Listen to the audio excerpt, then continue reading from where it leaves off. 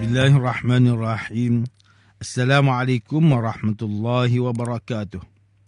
Innal hamdalillah nahmaduhu wa nasta'inuhu wa nastaghfiruh. Wa na'udzu billahi min shururi anfusina wa min sayyiati a'malina. Man yahdihillahu fala mudilla lahu wa man yudlil fala hadiya lahu. Asyhadu an la ilaha illallah wahdahu la syarika lahu wa asyhadu anna Muhammadan 'abduhu wa rasuluh. Allahumma salli wa sallim ala sayyidina Muhammad wa ala alihi wa ashabihi wa tabi'in wa man tabi'ahum bi ihsanin ila yaumiddin. A'udzu billahi minasyaitonir rajim. Ya ayyuhalladzina amanu taqullaha haqqa tuqatih wa la tamutunna illa wa antum muslimun. Amma ba'd.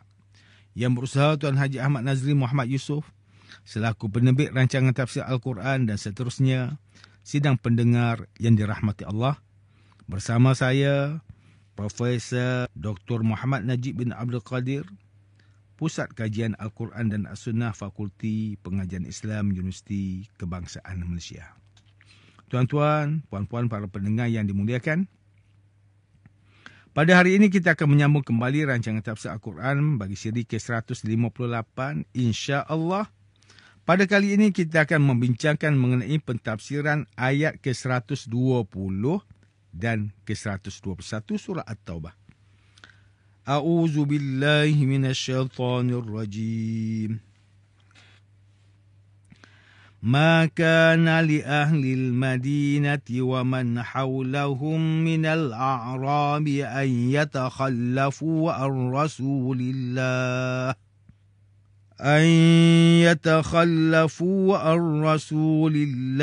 ولا يرغبوا بأنفسهم عن نفسه ذلك بأنهم لا يصيبهم ظمأ ولا نصب ولا مخمصة في سبيل الله ولا يطؤون موطئا يغيظ الكفار ولا ينالون من عدو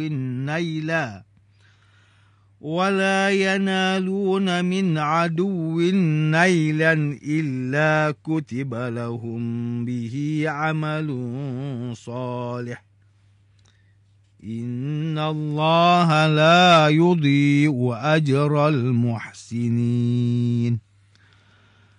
ولا ينفقون نفقة صغيرة ولا كبيرة ولا يقطعون واديا إلا كتب لهم ليجزيهم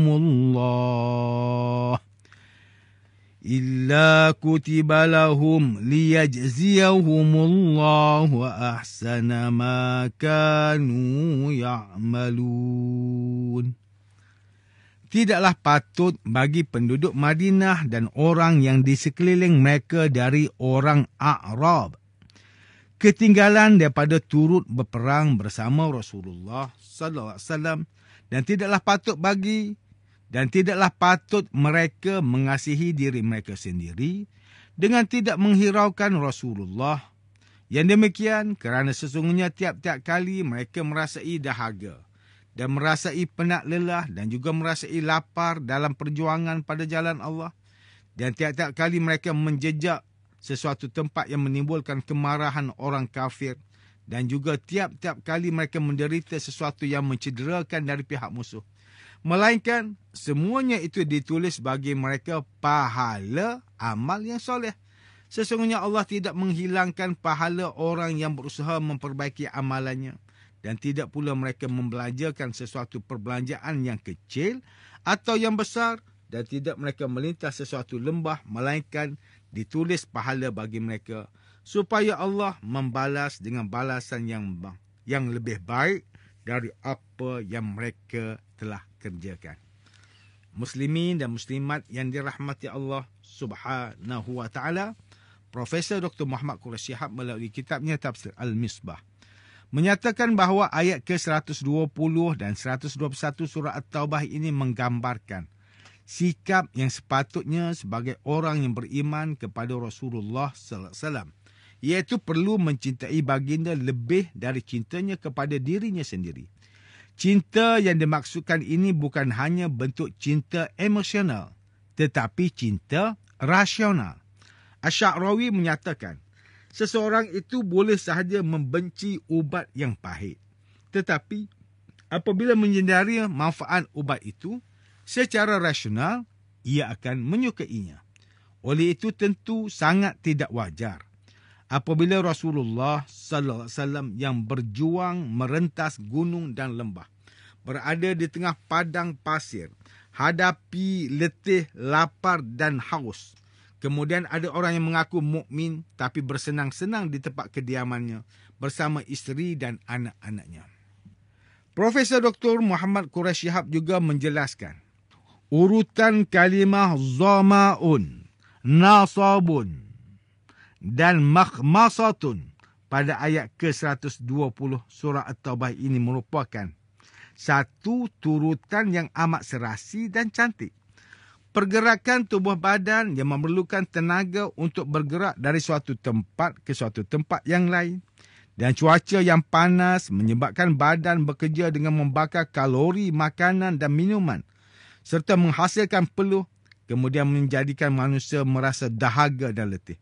Manakala pada ayat liyajziyahumullahu ahsana ma kanu ya'malun, yang bererti supaya Allah membalas dengan balasan yang lebih baik dari apa yang mereka telah kerjakan.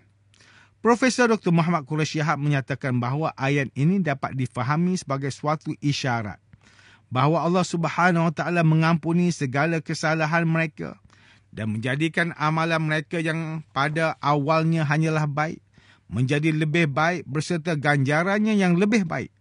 Ayat ini juga dapat difahami sebagai isyarat bahawa apabila seseorang itu melakukan sesuatu kerja atau perbuatan, kita hendaklah melakukannya dengan usaha yang terbaik dengan sepenuh jiwa raga.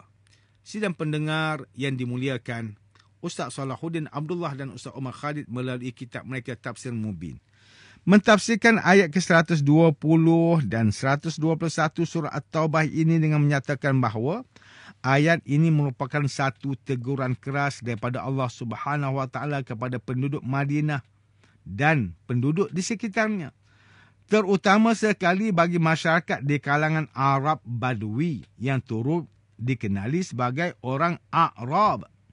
Golongan ini bersikap sambil lewa dan tidak memberikan sokongan terhadap semua keputusan serta tindakan yang diambil oleh Rasulullah sallallahu alaihi wasallam dalam semua perkara. Apatah lagi apabila keputusan tersebut merupakan perkara yang besar dan penting, seperti keputusan keluar berperang menghadapi musuh-musuh Islam. Mereka sepatutnya memberikan sokongan dan taat setia kepada Rasulullah sallallahu alaihi wasallam dan melindunginya dengan jiwa dan harta mereka. Manakala Profesor Dr. Tengku Muhammad Hasbi As-Siddiqi menulis kitabnya Tafsir An-Nur mentafsirkan ayat ke-120 dan ke-121 surah At-Taubah ini dengan menyatakan bahawa tidak sepatutnya orang Madinah dan penduduk di sekitarnya, iaitu Arab Badui, suku Muzainah, Juhainah, Ashja' dan Ghifar, untuk tidak turut serta berperang dan mementingkan diri mereka sendiri berbanding Rasulullah sallallahu alaihi wasallam. Tuan-tuan dan puan-puan yang dirahmati Allah, demikianlah tafsir bagi ayat ke-120 dan ke-121 surah At-Taubah menurut pentafsiran oleh para ulama. Ayat ke-120 dan ke-121 surah At-Taubah ini menjelaskan perintah Allah Subhanahu Wa Taala kepada penduduk Madinah dan Arab Badui yang berada di sekitarnya supaya sentiasa mendahulukan dan menyokong Rasulullah SAW dalam apa jua keadaan dan perintah yang disuruh baginda. Ini kerana tidak sempurna iman seseorang itu kecuali dia mencintai Nabi Muhammad sallallahu alaihi wasallam melebihi cintanya terhadap orang lain. Ayat ini juga menyuruh kita supaya mengerjakan sesuatu perkara dengan usaha yang terbaik dan bukan sambil lewa. Muslimin, dan muslimat yang dimuliakan oleh Allah Subhanahu Wa Taala, ayat ke-120 dan ke-121 surah At-Taubah ini memberikan peringatan kepada kita supaya sentiasa mendahulukan dan mengutamakan arahan serta suruhan Rasulullah sallallahu alaihi wasallam.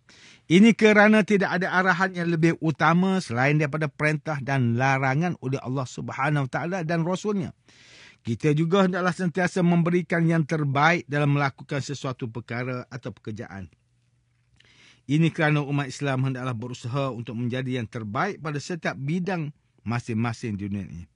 Namun demikian, jika kita melihat situasi masyarakat pada hari ini, masih terdapat di kalangan orang Islam yang memandang enteng dan mengambil mudah dalam menjalani suruhan dan larangan yang telah disyariatkan. Bahkan wujud segelintir yang mempermain-mainkan dan melekehkan syariat yang telah ditetapkan oleh Allah Subhanahu Wa Taala melalui baginda sallallahu alaihi wasallam. Kita hendaklah sentiasa mengingatkan diri dan ahli keluarga bahawa segala perkara yang disuruh dan ditegah oleh Islam pasti ada hikmahnya serta kebaikan bagi mereka yang taat. Ingatlah bahawa Rasulullah sallallahu alaihi wasallam bersabda, "La yu'minu ahadukum hatta akuna ahabba ilaihi min walidihi wa waladihi wan nasi ajma'in." Tidak sempurna keimanan seseorang di antara kalian hingga ia lebih mencintai aku daripada kedua orang tuanya, iaitu ibu bapa, anaknya dan manusia semuanya. Hadis riwayat Imam Bukhari. Dalam sebuah hadis yang lain, Abdullah bin Hisham radhiyallahu anhu berkata, "Kunna ma'an Nabi sallallahu alaihi wasallam wa huwa akhizun biyadi Umar bin Al-Khattab, faqala lahu Umar, ya Rasulullah, la anta ahabbu ilayya min kulli shay'in illa min nafsi."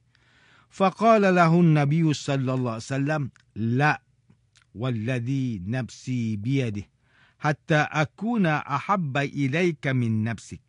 Faqala lahu Umar, فإنه الآن والله لأنت أحب إلي من نفسي. فقال النبي صلى الله عليه وسلم, الآن يا Umar. Kami mengiringi Nabi sallallahu alaihi wasallam dan baginda memegang tangan Umar bin Al-Khattab radhiyallahu anhu.